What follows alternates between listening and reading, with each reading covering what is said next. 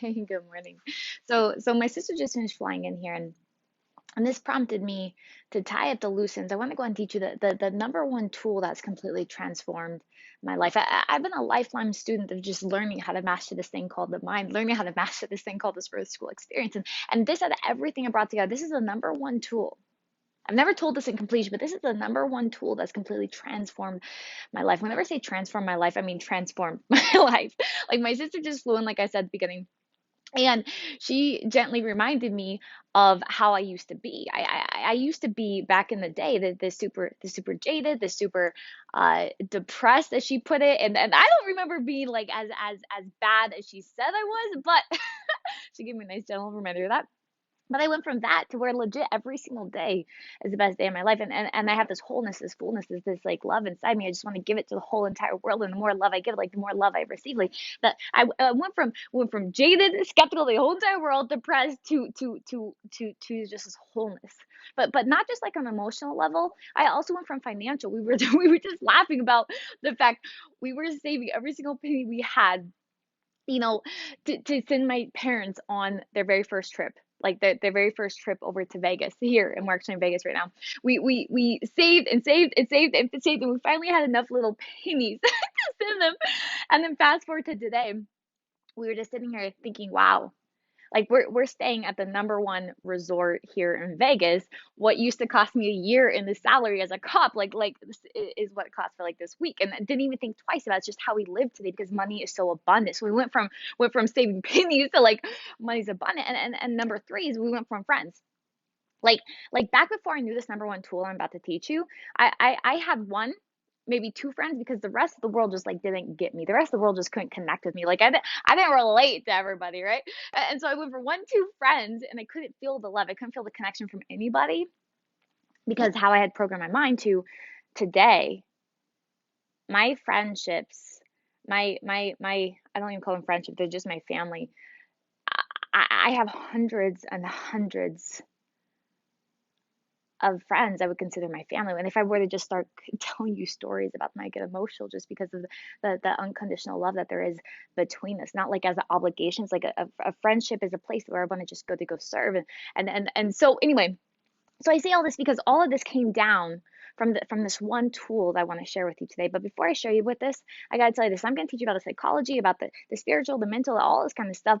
But you also have to help your body out. Whenever I say help your body out, there's some very specific tools you can use. It's a science that makes your body function correctly at the ultimate peak.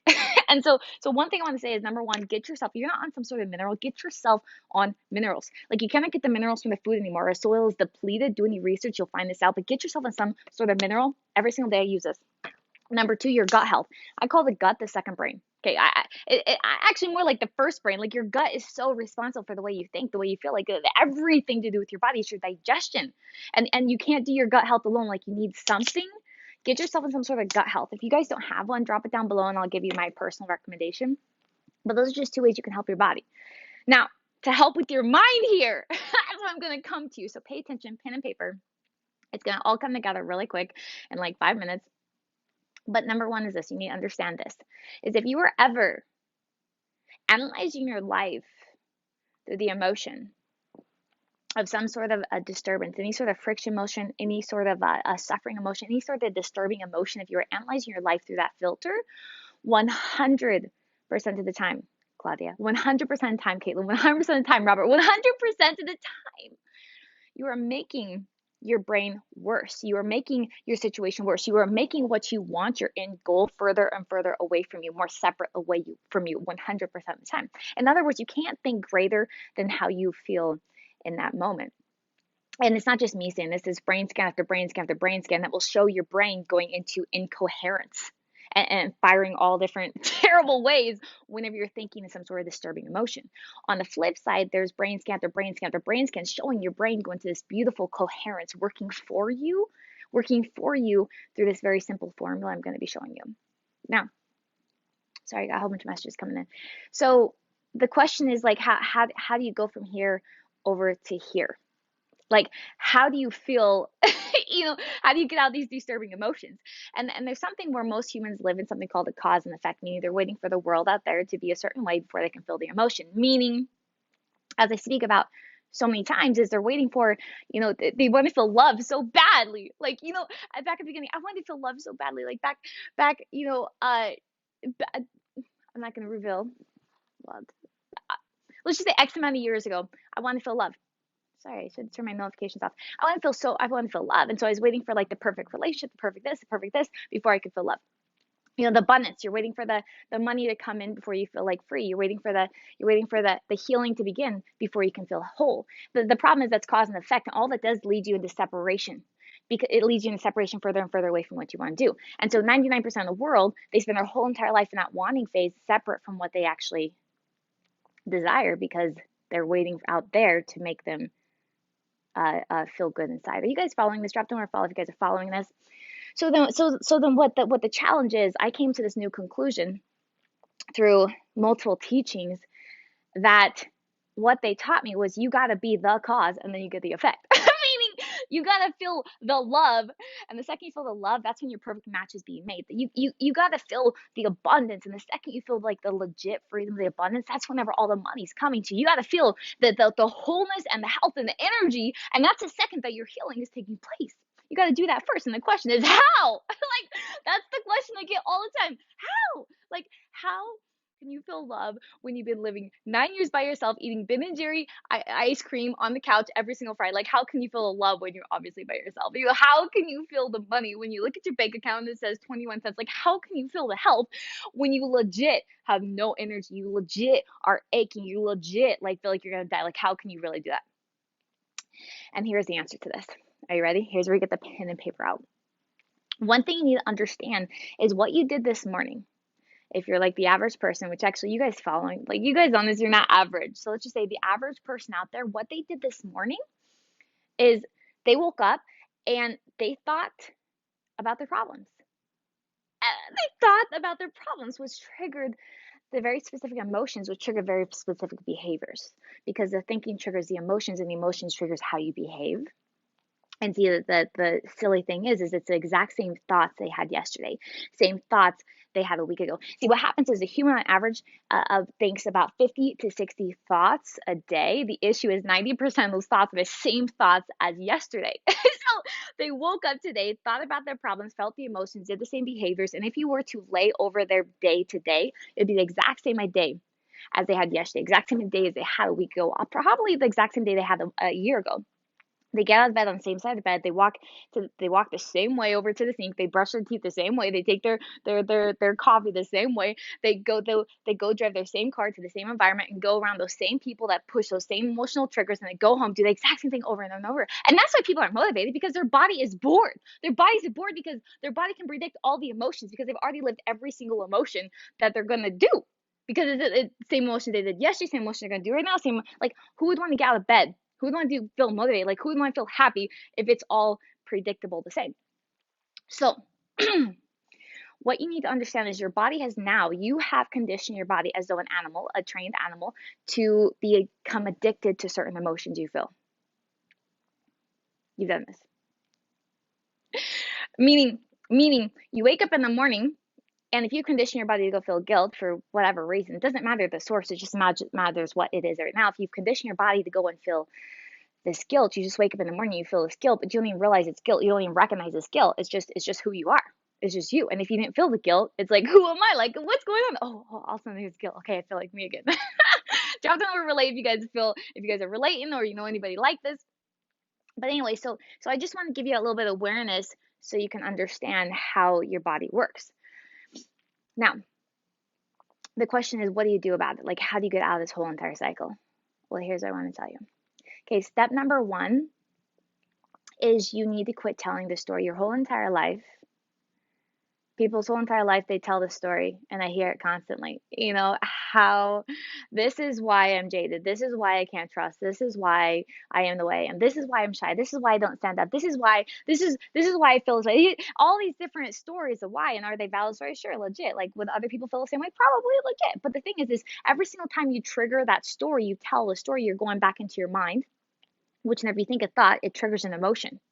And every single time to condition your body, all your body needs is a thought and an emotion, a thought and emotion, just like Pavlov, the dog thing where you ring a bell, the dog drools, ring a bell, the dog drools. That's what you've done to your body over and over and over and over and over. So, number one is you quit telling the story. I talk about this all the time. Quit telling the story. Like you don't need to tell a story anymore because every single time you're conditioning your body to feel that emotion, you're giving your body that hit, that addiction. And it's just like an addiction, let's say, to an alcoholic. The drinking alcoholic is bad for you, bad for others, bad for total outcome. Probably doesn't even feel good at that point, but your body's so addicted to it. So feeling the emotion of your past, it probably doesn't feel very good, but like you've done it so many times, your body's just addicted to you. You just have to do it. You can't do it. So step number one is you gotta stop telling the story. Period. Like any story that does not give you an emotion you want to live by, an emotion that does not serve you in the future, if you were to think about your future person and how you want to be and what you want to accomplish and how you want to serve and just your whole entire vision. And if you don't have a vision, step number one, when would right now be a good time to develop a vision? Like if you don't got a vision, that's step number one. If you don't got a vision, you're going to be repeating your past year after year after year after year after year. So to build a vision and think about what emotions you want to have to go serve you. So for like me, mine is I want to have unconditional mercy. I want to have unconditional grace. I want to have this childlike laughter and awe. I want to have this pure love. Like those are the emotions I want to have. Now, if you're the average human, you were not like conditioned with those emotions growing up.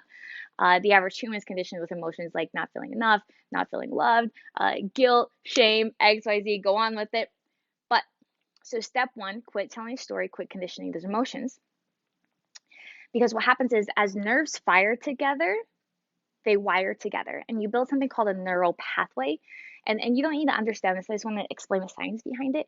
And the more you've conditioned your bodies to feel certain emotions or certain thoughts, which trigger certain emotions, the bigger the neural pathways become in your brain to where it's easier for you to go access it. Think about I use that analogy a lot is like an 8-lane highway is an emotion you go to a lot, while a little dirt road is an emotion that's really hard to go and feel. You probably haven't felt in a really long time. And how do you change it? Is you just start using it just like a muscle. If you use a muscle a whole bunch, it starts to grow. If you don't, it starts to deplete. The exact same thing with your neural pathways. A great example of this is like with this whole C word thing or this whole E word thing.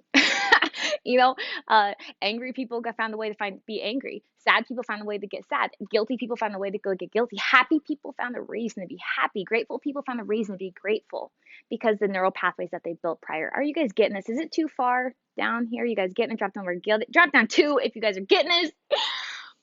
Okay, so here we go. Number one, let the stories die.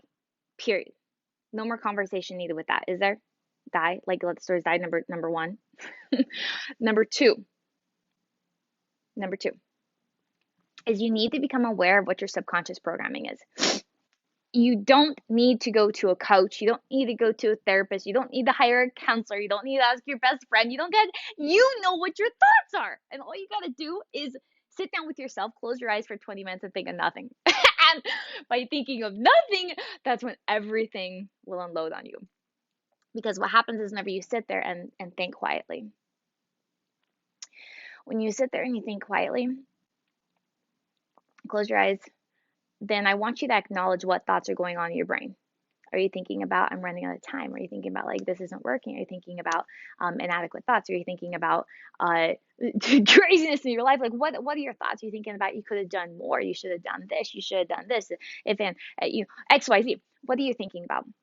So what happens is by sitting down thinking of nothing, it's kind of like a trick because you can't think of nothing if you haven't practiced this. Your brain will go firing all over. So step number 2 is sit down and I want you to physically write out every single thought you have that doesn't serve you, every single emotion that you have that doesn't serve you. And what many people realize is they didn't realize that they were feeling shame and they felt shame. They didn't realize that they were feeling, not loved or not important. They didn't realize they were feeling scarcity all the time, like running out of time all the time, like they not getting enough. They didn't realize this. And so step number 2 is you got to write all this out. You want to become aware. A lot of people say, don't think about the negative. I say, become obsessed with your negative because that's the only way you can become aware so you can course correct it. So it's not like you want to turn the eye and hide it and only think positive, think positive, think positive. In fact, a lot of people that just preach to think positive, like it's like a little tiny bit of think positive covered by a mile of depth of all this negative conditioning in their body because they're not willing to go look at it But once you look at it, once you understand it, once you become aware of it, that's when the unleashing happens. That's when the empowerment happens because you're aware of it and you can change it. So, step number 2, write down all your negative programming, all these negative thoughts, become aware of them. Now, step number 3. Are we good? Can I move on to step number 3? Drop down 3 if we can move it down. Good job, Lori. Good job, Claudia. Good job. You guys totally get this. Laquita, Elaine, Darla. Okay, back over here. Number 3 is once you go throughout the rest of your day and you recognize that, oh my gosh, I feel that I'm not feeling love right now. I feel this friction. I feel that what is this feeling? Oh my gosh, it's guilt. I feel the guilt right here. Okay, number 1, congratulations. You celebrate that you caught yourself because most people never catch themselves and they wonder why they have bad karma. There's no such thing as karma. It's just you're thinking the same way, you're feeling the same way, so you're doing the same thing over and over and over, putting yourself in the exact same situations over and over, to the exact same people in your life, the exact same job in your life, the exact same situation every single time. It's not karma, you're the karma. But now you're no longer, because you become aware of your programming. So the second you catch yourself feeling an emotion that doesn't serve you, I want to highlight this. It does not matter the event. I don't care about the reason why you feel this way. I don't care about your blueprint why. I don't care about the source. Working through the source, I will never ever ask anyone to go reference the source of the pain or why they're this way. Never. That's like a waste. Like, why would I ever ask anybody to go intentionally cause pain to themselves? I wouldn't. But it is important to work through the emotion. Here's what we're going to do: work through the emotion. So, the emotion, you catch yourself feeling that emotion and you stop whatever you're doing. There's no fast way through it. This is the fastest way through it. Is step number 1 is you take yourself through the 5-step process. What's a 5-step process? You ask yourself, you feel this emotion, you say, okay, Sherry, Claudia, Jason, Lori, what do I have to feel? What do I have to believe in order to feel this way? I feel this I feel this inadequacy right now. Like, what do I have to believe in order to feel this way? Oh, I have to believe that I'm not good enough. I have to believe that no one will love me. I have to believe that. I mean, the thoughts that you will come up with, I know because I do this process. The thoughts you will come up with is like, what the heck? But that's your subconscious programming. And the step number 1 is you got to become aware of it. So write down exactly what do I have to believe? And the first answer comes to your mind. Write that down. What do I have to believe in order to feel this way? Number 1. Second thing, ask yourself, is this true? Like, is it really true? I'm not good enough and nobody will ever love me. I'm running out of time. Like, is that really true? Is it really true? The world is out to get me. I can't protect myself. Is it really true? Whatever your thought is. So, number 2 is ask yourself, is it true? The answer will always be no, it's not true. No, like, no. And then number 3 is if I continue to believe this, what's it going to cost me? If I continue to believe this limiting belief, what's it going to cost me? What's it going to cost me emotionally? What's it going to cost me financially? What's it going to cost me in relationship? What's it going to cost me spirituality? What's it going to, it is getting hot in here. Okay, what is it going to cost me? You want to create some massive pain behind it because the whole human experience is really a dance between this pain and pleasure thing. So coming back to, um, what's it going to cost me? And you want to make it really painful. And step number 4 is what is the exact opposite? So if your limiting belief was I'm not good enough, then you would say I'm like 100% good enough. Like I'm like I'm amazing. Okay, if your limiting belief is I can't protect myself, then your opposite new belief is going to be, which is actually always the truth. Is like the truth is like always the truth. But your new belief is going to be like I can totally protect myself. Like I got this. Like I'm 100% safe. If your limiting belief is I'm not very smart, your new belief is I'm Einstein, genius, brilliant. If you need help with this one, like I could help you out. You just let me know what your limiting belief is. I will turn it around for you. But you don't need me. I'm coaching you through this because you can do this on yourself. You don't need me. You don't need a coach. You don't need a therapist. Like you got you. Take yourself through this process. So 4 is write down your new belief, and step number 5 to bring it home is bring in all these references from your past life, like your history as a kid, that validate this new belief. And if you don't have any in your past, which you do, you just blocked right now. But if you can't think of any, think harder and also create new ones.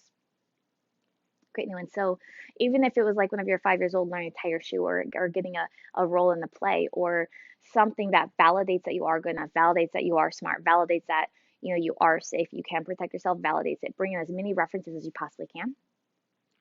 And then the final step of this whole entire process is think about the emotion you want to feel, your new person, your new vision, your new self. What is that emotion that that person would live by?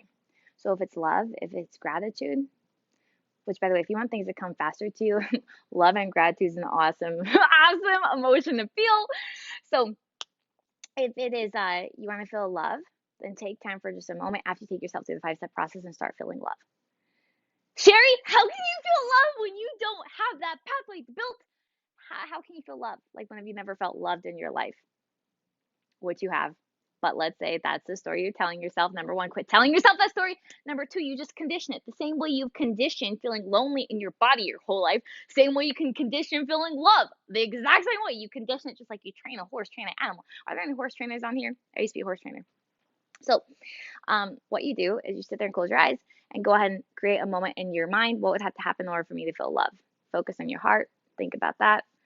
And what would have to happen in order for you to feel love?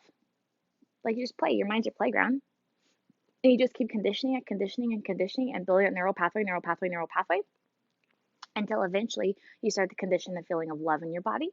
And then your go-to will be that love. Your go-to will be the abundance. The go-to will feel the wholeness, the healing. Now, what's beautiful about this is because the second you start to feel the love before the reason comes in, before the experience comes out there and you already feel it, that's when your match is happening. The second you feel the wholeness and the energy and the vitality before the experience comes to you, that's when your healing is happening in that moment. That's the beautiful part about this. So, in closing, that tip right there, if I could just give that to the whole entire world, that's one of my main missions. Like, I want the whole world to feel this level of love I feel. I want the whole world to end this internal suffering that is so, I mean, so induced. The mind can be such a beautiful place, can be a place that's such a suffering. And so if you guys have value out of this, drop them our value. If you guys have questions, just shoot me a text and I totally answer them for you. Again, the psychology is here. But don't just do the psychology. Also, get yourself on minerals. Minerals. You need to get a mineral. Let me know, and get yourself on a probiotic. Like, this will help your body and your gut and your whole entire mind function. So, with that, you guys got value, drop more value, and in the meantime, have the most beautiful and mystical and a day filled full of all these synchronicities. Goodbye.